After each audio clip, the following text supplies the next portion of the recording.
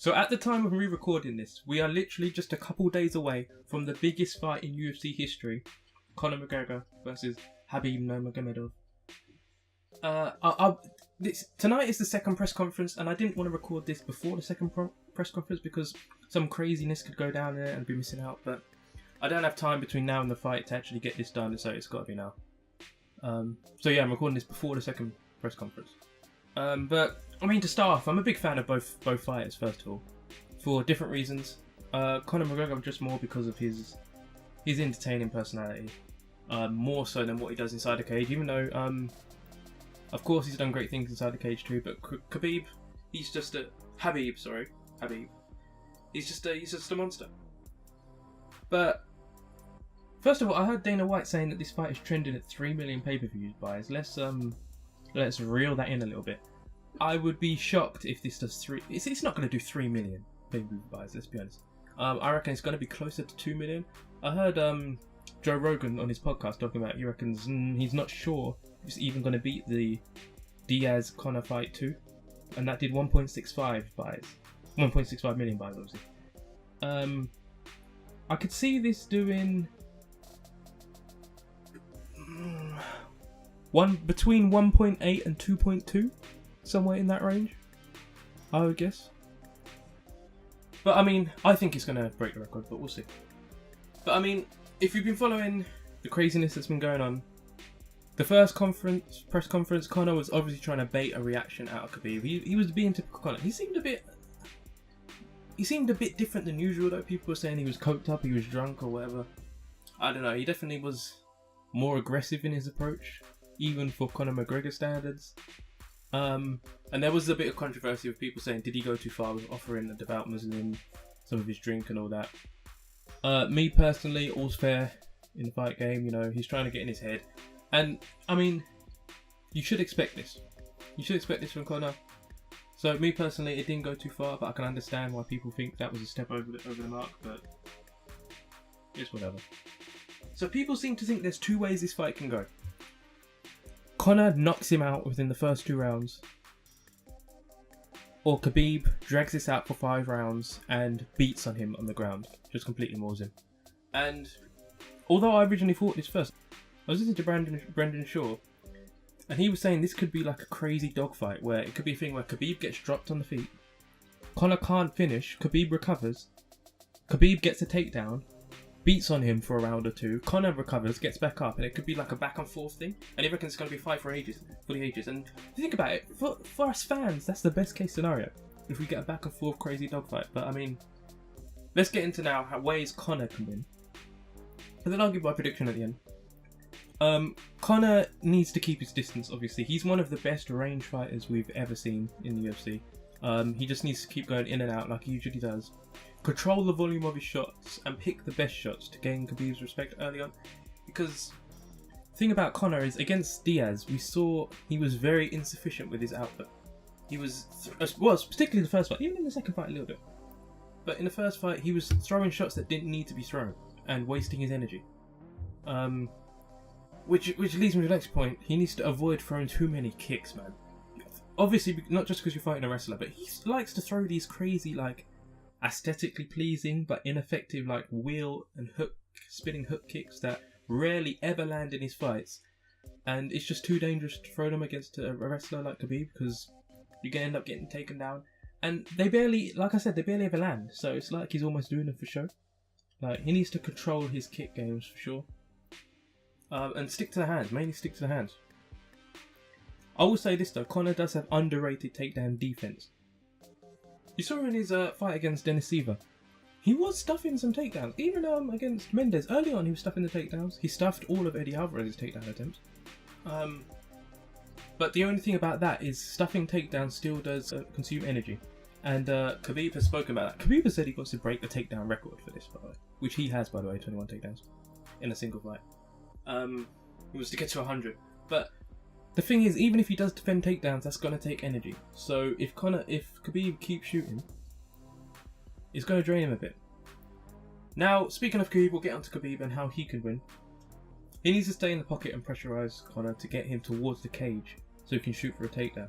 Because Conor in his fights, you see him, he takes the centre of the octagon really quickly, he tries to control the pace. So Khabib needs to reverse that. And like I said, even if Conor defends his takedowns, or even if he gets a takedown, he gets back up pretty quickly.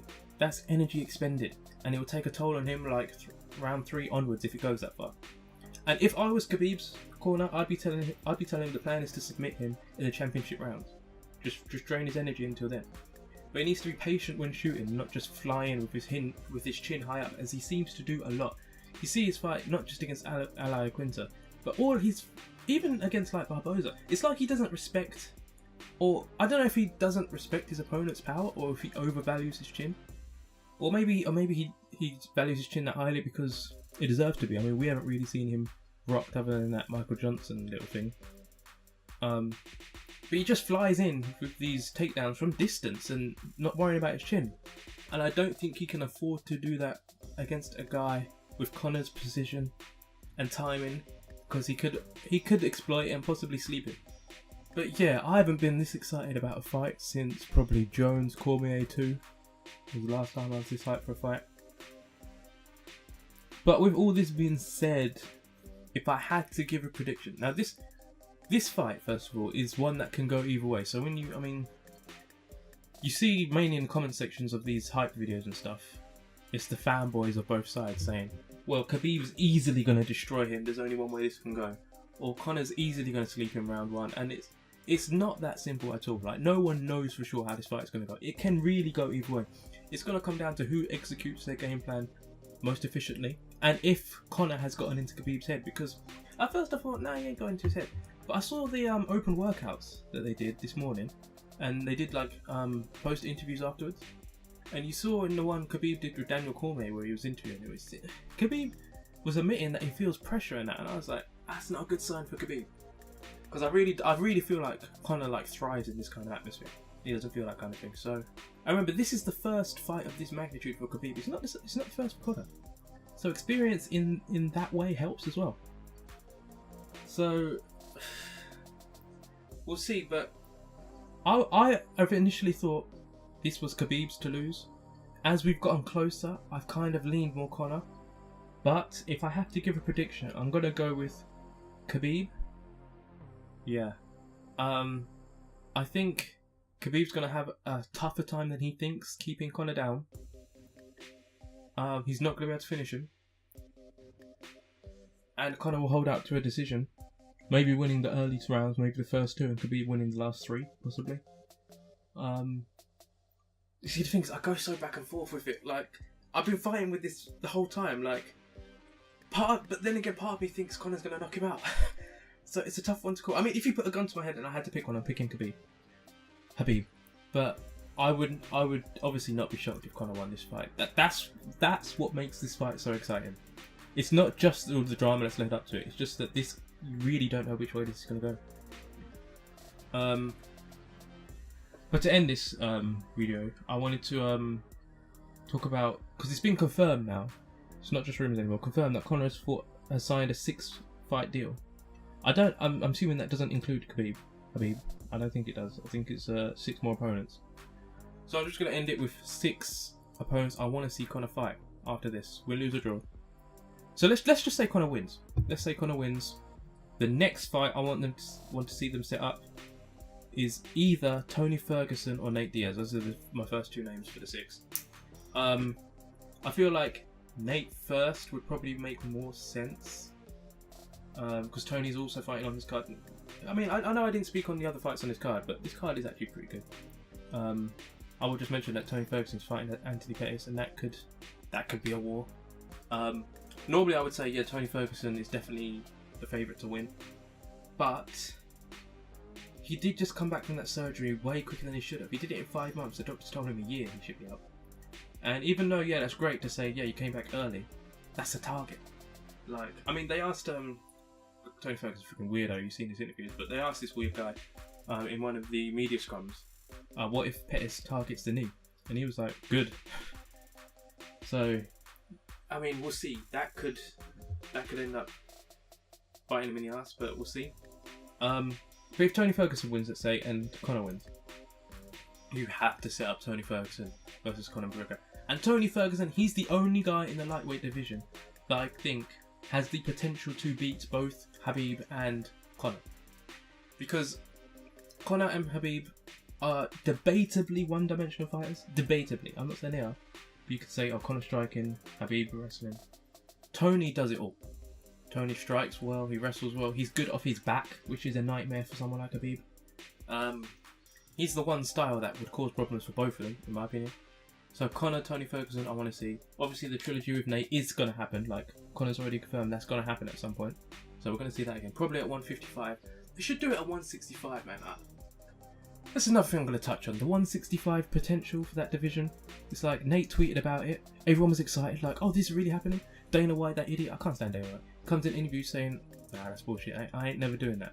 They should do 145, 155, 165, 175, and Conor was even talking about do 185, 195. I'm not sure about all them divisions, but at least do a 165 and move welterweight to 175.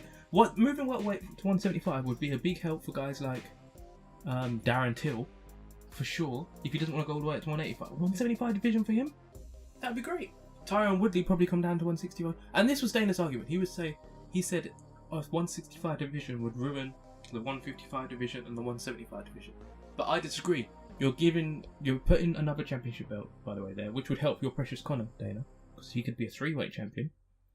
And it gives guys options. Like no one, I mean, they would fight at both weights. Let's say someone like Tyron Woodley, he would want to fight at 165. He'd still fight at 175, probably, maybe, because he said he walks around at 200. So I don't know. I think it's only good things can come through. Dana was like, he doesn't want people from 155, 175 that can't win titles to go to 165 and try and win a title. But I'm like, why not?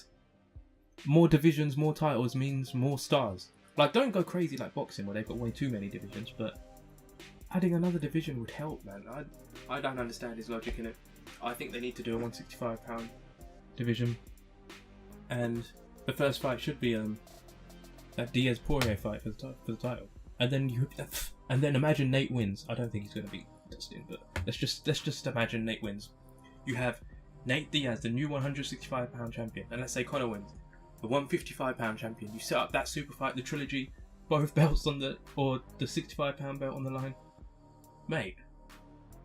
And then, I mean, if you're Conor, if you're Dana, you're having an orgasm in the back because you're like, oh, Conor can be a three-weight champion. Are you kidding me? That sells itself, mate. That could even potentially be bigger than fight. The one with Khabib. I mean, I don't know. I think that would be amazing. But yeah, Nate Diaz is another one. The third person on my list for the 6 guys is actually Brian Ortega, which sounds crazy right now, but hear me out. You've got Ortega and Holloway only going to fight for the 145-pound belt. If I haven't heard any updates on Holloway's health, because I know there's been talk about him possibly retiring because he's not healthy enough to cut weight anymore. So, but I've also heard that no, he's going to be fine. So if he is going to be fine, then we get Ortega Holloway. No matter who wins. Spoiler alert, my 4th person is Max Holloway. But I'll just do both of them together. So Ortega and Holloway is my 3 and 4. You have Conor fight whoever wins between that, and again you set up a super fight. The 145-pound champion against the 155-pound champion. I don't know what weight you do that fight at though. That's the thing. Probably 145. So again, Conor can win a belt again and be the champ again. Even though some of his fans still call him the champ, even though he literally doesn't hold a single title right now. But yeah, you can do that and set up that fight. I think Brian Ortega would be a nightmare matchup for Conor, and my money honestly would be on Ortega in that one. He's one of my favourite up-and-coming fighters, by the way, Ortega. He's great. Yeah, I think that would be a nightmare matchup for Conor, but that would be very fun to watch. And a Max Holloway rematch, I just want to see, because he wasn't the Max Holloway we all know and love when he lost to Conor the first time. He was a young kid, fresh in the UFC, didn't have the experience he has now. I'm not saying Max Holloway would beat him now. I actually think Conor wins again, but I think it would be very exciting. And I'm saying kind of / Anderson Silva because Conor mentioned it, and Anderson Silva said he's ready. It would be a decent money fight. I don't think it'd be as big as the UFC think it's going to be, just because Anderson Silva's washed up, let's be honest. I wouldn't mind seeing it. It'd probably be an easy win for Conor because Anderson Silva's way past it. I guess it'd be kind of cool to see. But GSP, GSP. The only thing I don't know if they can make this happen because GSP apparently has been test cutting to 155. This dude barely made it to 185, man. Remember that? And he was to cut to 155. I don't know about that. I don't think that would be. Don't think that's wise for him. But talk about a super fight though. GSP versus Conor McGregor. What? At 155? Again though, this is where 165 would be useful. But yeah, that would be a madness. So I wouldn't mind seeing that. And the last name is Tyron Woodley for the 170-pound belt. And Conor has actually mentioned that this is like this is an option he's weighing over. If you're a Conor McGregor fan, you don't want that fight. Let me just tell you this now. These other fights I've mentioned, other than the first four in particular, these could be like, Woodley is not a pick and fight for Conor McGregor. Tyron Woodley will kill Conor McGregor if they fight. Okay? This is going to be a one-sided beating. If that happens. Conor McGregor is way too small for Tyron Woodley. Tyron Woodley has heavy hands, the likes of which Conor McGregor has never fought. It would not end well in my opinion. The only reason I put it on the list is because they've got prior history in beef. They had the backstage things where they was going back and forth with things on Twitter. They've both said they're interested. It would be a super fight. It's again that 3-weight thing. If they're not doing a 165-pound division, which Dana says they're not, the only way for him to get that third belt was a welterweight and try and take it. It's a danger. I know Conor's a guy that will fight anyone, but he'd have to think twice. I think he would have to think twice because I think that would be a one-sided bullying. But again, it's something that could potentially happen. We'll see. But yeah, I'm going to end it with that. Can't wait for this fight. Press conference tonight should be interesting. I might do a video after it's done with a review on the whole event. Who knows? But yeah, hopefully this one delivers. You remember this bullshit tweet?